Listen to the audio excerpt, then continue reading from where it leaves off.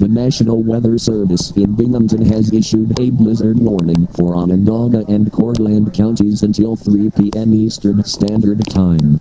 At 12:35 p.m. Eastern Standard Time, National Weather Service Doppler radar indicated a strong snowstorm south of Lafayette. This storm was located near Cortland, moving north at 10 miles per hour. This storm will be near Lafayette by 12:40 p.m., DeWitt by 12:50 p.m., Liverpool by 1:10 p.m., Syracuse by 1:13 p.m.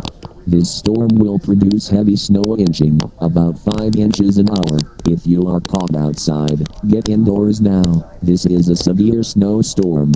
Please report any heavier snowfall by calling toll-free 1-877-665-0122.